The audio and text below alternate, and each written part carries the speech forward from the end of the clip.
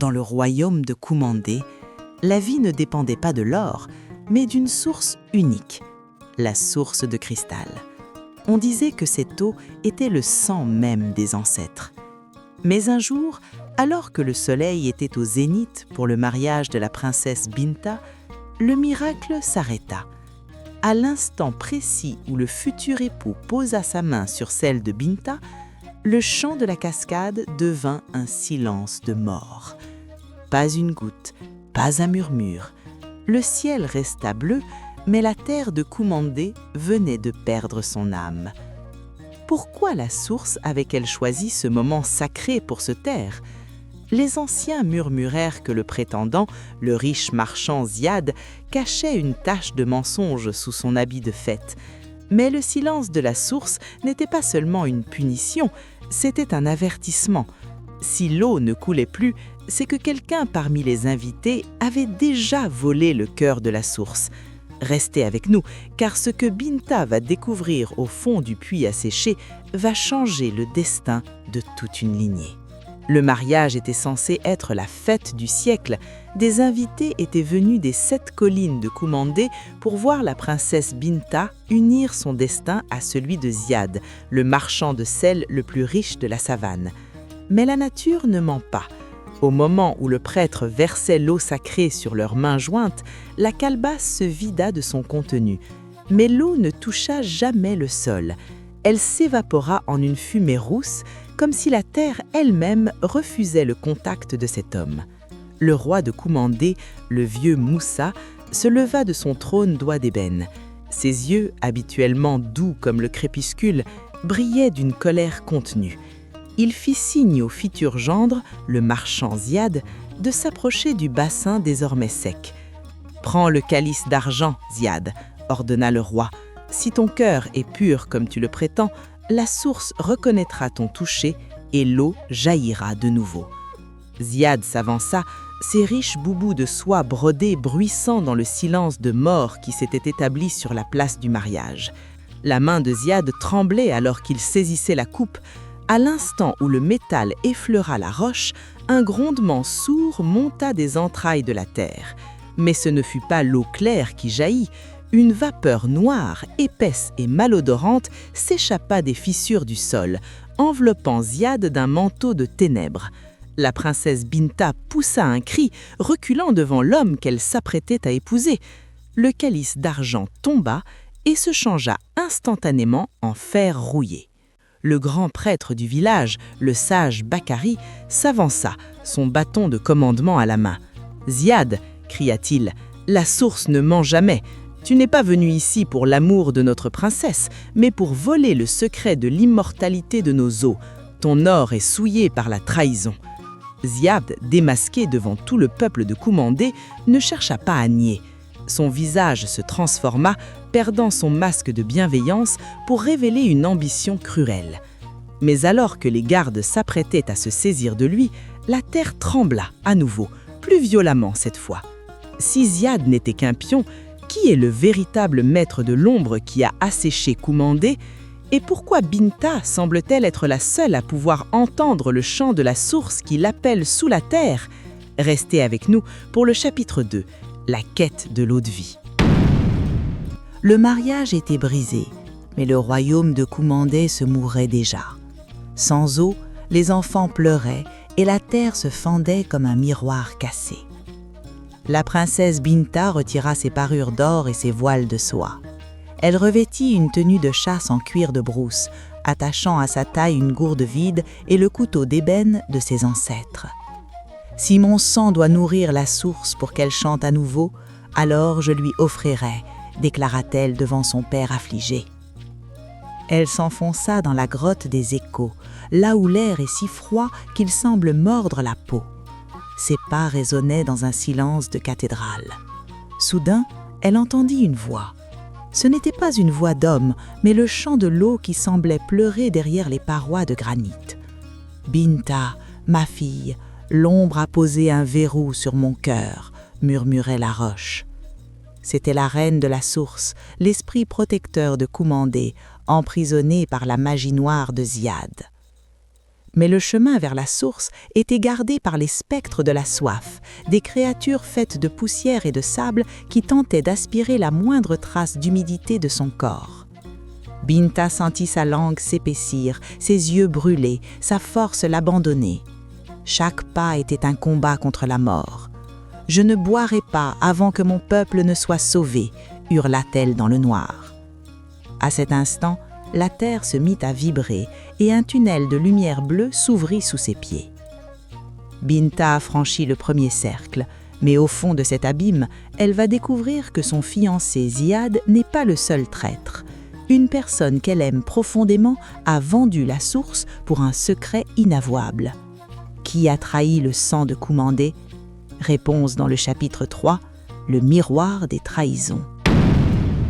Après sa chute dans la faille Saphir, Binta ne trouva pas la mort, mais un sanctuaire de glace bleue au cœur de la terre africaine. Autour d'elle, les parois n'étaient plus de roches, mais de cristaux lisses comme des miroirs. Dans chaque reflet, elle ne voyait pas son visage, mais des scènes du passé de son peuple. « Regarde bien, Binta », murmura une voix d'outre-tombe. « L'eau ne se cache pas des hommes, elle fuit leurs mensonges. » Soudain, un miroir plus grand que les autres s'assombrit. Binta y vit la chambre de son propre oncle, le prince Kofi, le frère du roi. Elle le vit, une nuit de pleine lune, verser du sable maudit dans la source originelle en échange d'une promesse de puissance faite par Ziad. L'oncle qu'elle aimait, celui qui lui avait appris à lire les étoiles, était celui qui condamnait son peuple à la soif. Le choc fut plus violent que n'importe quelle blessure. Au bout de la salle, Binta découvrit une cage faite de racines de fer. À l'intérieur, une entité faite d'eau pure, la reine source, s'affaiblissait. Elle portait les traits d'une femme africaine d'une beauté infinie, mais son éclat ternissait. « Libère-moi, Binta, ou Koumandé ne sera plus qu'un souvenir de poussière », supplia l'esprit. Mais pour ouvrir la cage, Binta devait sacrifier son plus beau souvenir de famille. Elle devait renoncer à l'amour qu'elle portait à son oncle traître. Binta a choisi de briser le lien avec son oncle, mais la cage ne s'est pas ouverte. Pourquoi le sacrifice de l'amour ne suffit-il pas? Quel secret sa propre mère a-t-elle emporté dans la tombe qui bloque encore l'eau de Koumandé? Découvrez-le dans le chapitre 4, le pacte de la reine-mère. Alors que la vapeur blanche enveloppait la cage de fer, une silhouette familière se dessina dans la brume. C'était la reine Saran, la mère de Binta, disparue depuis des cycles de lune. Elle ne portait pas sa couronne d'or, mais un linceul de brume argentée. « Ma fille » murmura-t-elle, sa voix résonnant comme une cascade lointaine. « Si la source s'est tue, ce n'est pas seulement par la trahison de ton oncle.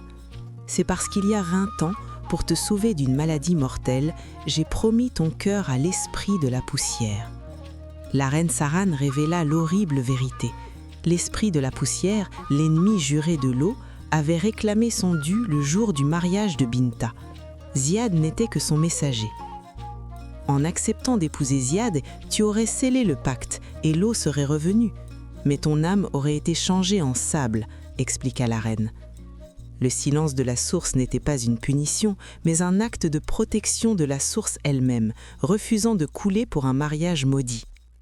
Pour briser ce pacte, Binta, tu ne dois pas seulement renoncer à l'amour de ton oncle, tu dois accepter de devenir toi-même la source, déclara l'esprit de sa mère avant de s'évanouir. Binta se redressa, la détermination remplaçant la peur. Elle comprit que son destin n'était plus de porter une couronne de métal, mais de porter la vie de son peuple. Elle saisit son couteau d'ébène et dans un geste de défi envers l'esprit de la poussière, elle grava le nom de son clan sur la pierre mère. Binta a accepté son destin, mais le chemin vers la liberté de l'eau passe maintenant par le territoire de l'Eni. Elle doit traverser la vallée des ossements secs où aucun être vivant n'a survécu. Réussira-t-elle à garder son humidité vitale face aux démons de la soif? Découvrez-le dans le chapitre 5, la vallée des ossements secs. En franchissant l'arche de pierre, Binta ne trouva pas la fraîcheur de l'eau, mais l'enfer de la poussière. La vallée des ossements secs s'étendait devant elle, un océan de sable blanc prisonnier des profondeurs. Ici, le vent ne souffle pas, il aspire. Chaque grain de poussière est une bouche assoiffée qui cherche à boire la sueur des vivants. « Ne regarde pas en arrière, Binta », se répétait-elle, sentant déjà sa peau se fendiller comme l'écorce d'un baobab millénaire sous la canicule. La soif commença à jouer des tours à son esprit. À chaque crête de dune, elle croyait voir les jarres d'eau fraîche de son enfance portées par les femmes de Koumandé. Elle entendait le rire de son père, le roi Moussa, l'appelant pour un banquet. « Viens boire, Binta, l'effort est vain, repose-toi dans l'ombre », murmuraient les mirages. C'était le pillage de l'esprit de la poussière, cherchant à briser sa volonté avant qu'elle n'atteigne le cœur du désert. Alors que ses forces l'abandonnaient, Binta se souvint des paroles de sa grand-mère. Le sang d'une princesse de Koumandé est plus lourd que l'eau du fleuve. Elle ne chercha plus l'eau à l'extérieur, elle la puisa dans sa propre lignée. Elle commença à chanter les hymnes de son clan, sa voix africaine vibrant contre les parois de silence de la vallée. À chaque note, le sable sous ses pieds devenait ferme. Elle ne marchait plus, elle dansait sur la mort. Au bout de l'horizon de poussière, une ombre colossale se dressait. Le gardien de pierre l'attendait. Binta a survécu à la soif, mais pourra-t-elle survivre à la force brute ? Le gardien de pierre ne connaît ni la pitié ni la fatigue, et il a juré de broyer quiconque cherche à réveiller l'eau. Le combat pour la survie de Koumandé atteint son point de rupture. Découvrez le choc des titans dans le chapitre 6, le gardien de pierre. Le silence de la vallée fut brisé par un fracas de tonnerre souterrain. Devant Binta, la montagne elle-même sembla prendre vie. Des blocs de granit noir s'assemblèrent dans un grincement de roche contre roche, formant un géant haut de 10 coudées. C'était le gardien de pierre, une sentinelle sans cœur dont les yeux étaient 2 charbons ardents. « Nulle eau ne passera par ici, fille de Koumandé », gronda la créature d'une voix qui fit trembler les parois de la grotte. Le colosse abattit son poing, pulvérisant le sol là où Binta se tenait 1 seconde plus tôt. Elle n'était qu'un éclair d'ébène dans la poussière, esquivant les assauts avec la grâce d'une panthère de la savane. Elle comprit vite que l'acier ne pouvait rien contre la roche. Chaque coup qu'elle portait ne faisait qu'ébrécher la surface du monstre. Il lui fallait trouver la faille, le point de vie caché dans cette carcasse de granit, avant que ses propres forces ne s'épuisent. Se souvenant du chant de la reine source, Binta ferma les yeux au milieu du chaos. Elle ne vit plus la pierre, elle vit les veines d'eau qui coulaient autrefois sous ce géant. Elle posa ses 2 paumes sur le genou du colosse et laissa jaillir sa propre humidité vitale.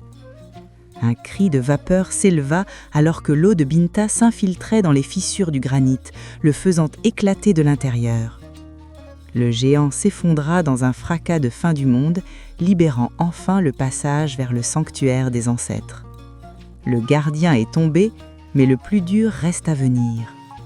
Au bord de ce lac de lumière, Binta va rencontrer l'ancêtre fondateur, celui qui a créé Koumandé. Mais pour que l'eau revienne à la surface, il va lui demander un prix que son cœur n'est peut-être pas prêt à payer. Quel est le secret des larmes de l'ancêtre ? Découvrez-le dans le chapitre 7. Derrière les décombres du géant, Binta découvrit le cœur battant de Koumandé. Un lac souterrain immense dont l'eau ne ressemblait à aucune autre. Elle brillait d'une lumière argentée, comme si la lune elle-même s'était dissoute dans ses profondeurs. Ici, le silence n'était pas un vide, mais une musique. Au centre de ce lac, assise sur un trône de racines de nénuphars géants, se tenait une silhouette ancienne. C'était l'ancêtre fondateur, le premier roi qui, par son sang, avait fait jaillir la vie de la roche aride. Binta, ma descendance a oublié que l'eau est un prêt, pas une propriété, déclara l'ancêtre sans bouger les lèvres. Sa voix résonnait directement dans l'âme de la princesse. Il lui montra alors le lac. L'eau n'était plus profonde, elle s'évaporait. « Les larmes que je verse pour mon peuple ne suffisent plus à remplir ce bassin. L'égoïsme de Ziyad et la trahison de ton oncle ont créé une brèche. Le lac se vide dans l'abîme du néant. Si je ne reçois pas une preuve de sacrifice pur, Koumandé sera rayé de la mémoire du monde. »« Quel est ce prix, grand-père » demanda Binta, s'avançant dans l'eau lumineuse jusqu'à la taille. L'ancêtre la regarda avec une affection infinie. Pour que l'eau remonte à la surface, une vie doit rester ici pour garder la source. Quelqu'un doit renoncer à la lumière du soleil pour devenir le nouveau gardien du cristal. Binta comprit. Elle regarda ses mains, elle pensa à son peuple, elle pensa à son père. Elle leva son couteau d'ébène, non pour frapper, mais pour prêter le serment qui lierait son âme à la terre à jamais. Binta est prête au sacrifice ultime, mais pendant qu'elle pactise avec les ancêtres, le drame a frappé la surface. Ziyad, le fiancé traître, a assiégé le palais, le roi Moussa est au fer et le peuple meurt de soif. Binta pourra-t-elle sauver son royaume alors qu'elle est prisonnière des profondeurs ? Le temps presse. Découvrez le chaos dans le chapitre 8, le siège du Palais Blanc.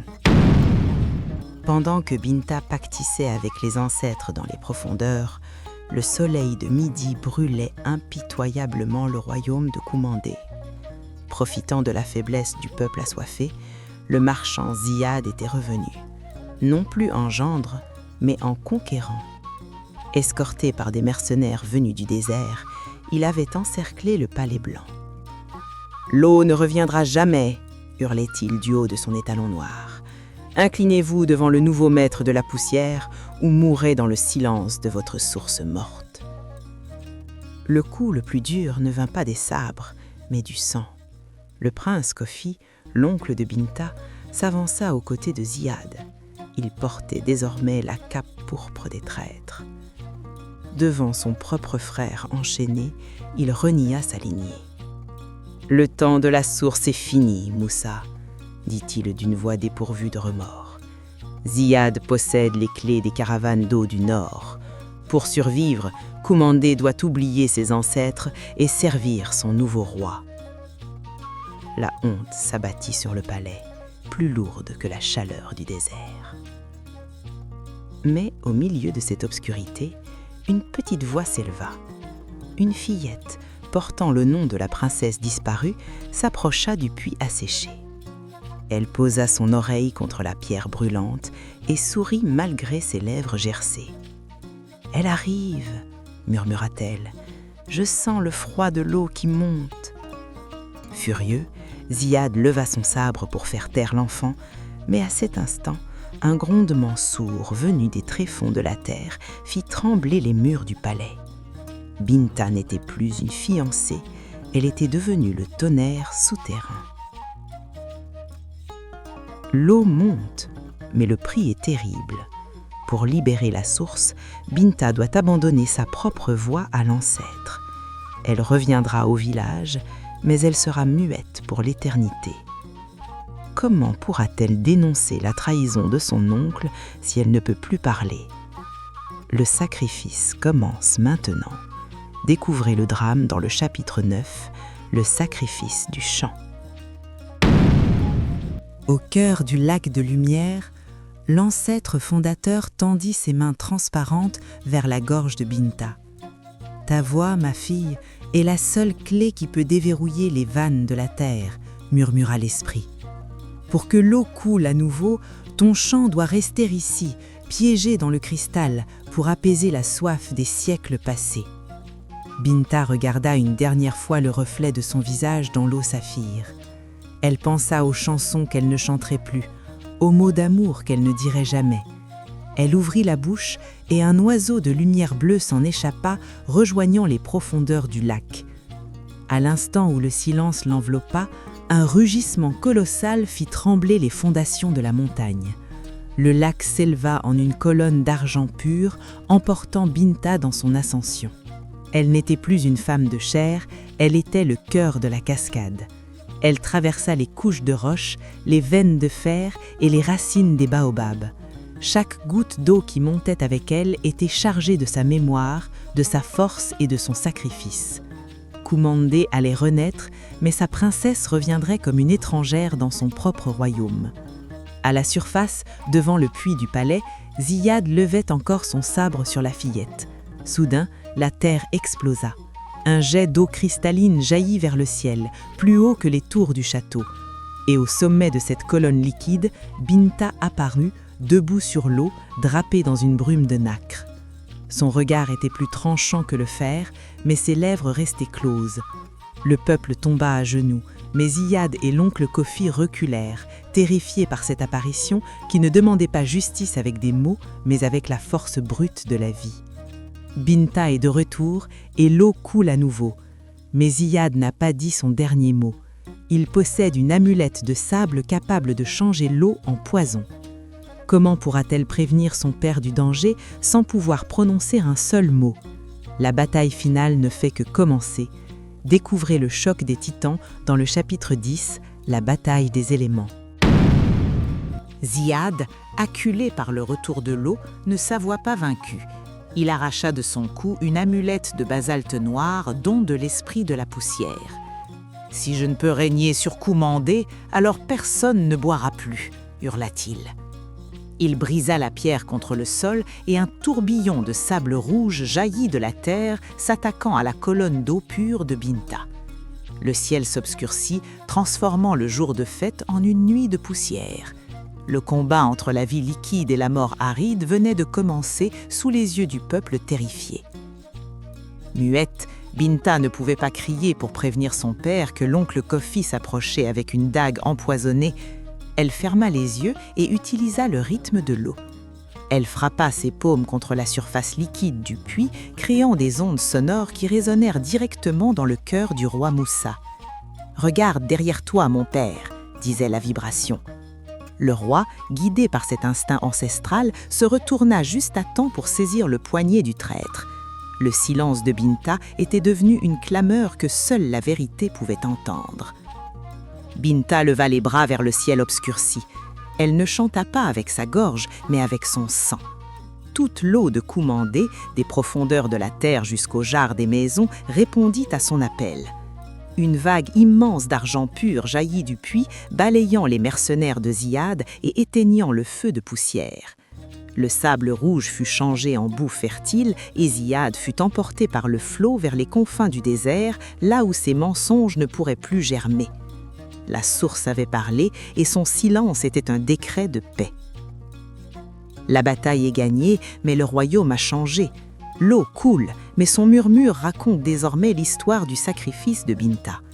Le roi est libre, mais il doit maintenant juger son propre frère, l'oncle Kofi.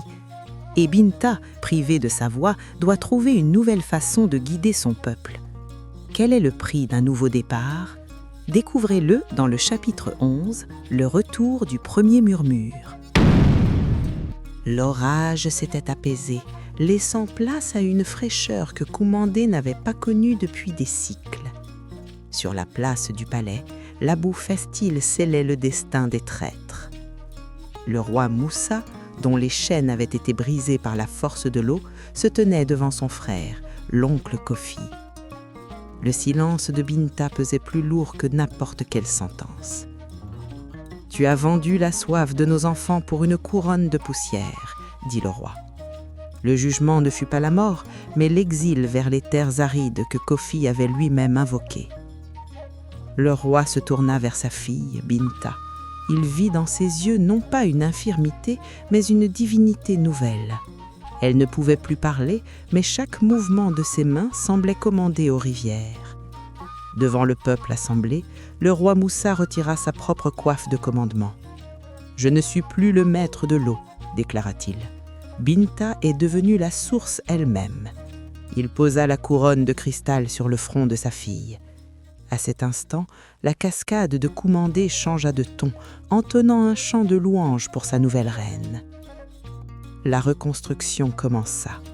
Sous la direction muette de Binta, les canaux furent recreusés, les champs de mil reverdirent et les troupeaux revinrent s'abreuver. La princesse parcourait le royaume, touchant la terre de ses doigts, et là où elle passait, des fleurs inconnues jaillissaient du sol. Elle n'avait plus besoin de mots pour gouverner. Son peuple apprenait à lire dans le murmure de l'eau et dans la paix de son regard. Kumandé n'était plus seulement un royaume, c'était un jardin sacré, protégé par le serment d'une femme.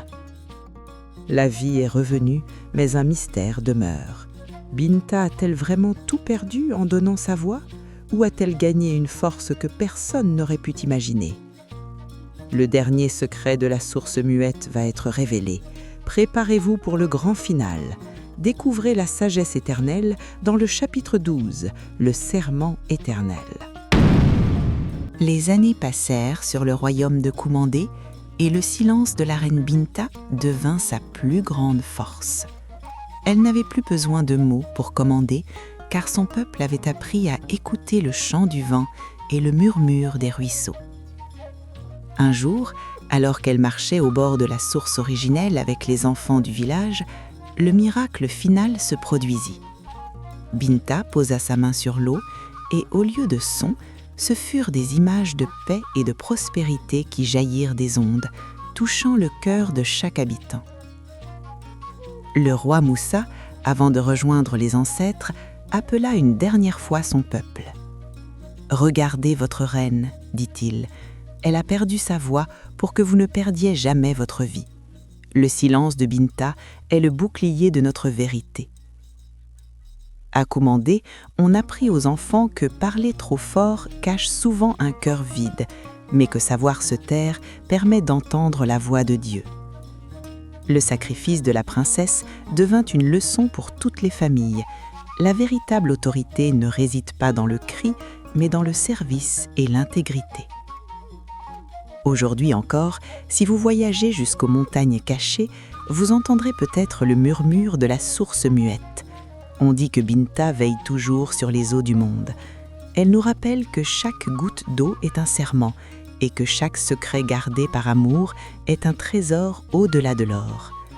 Que cette histoire nourrisse vos maisons de paix et de droiture, car tant que nous respecterons la source, la vie ne cessera jamais de couler en nous.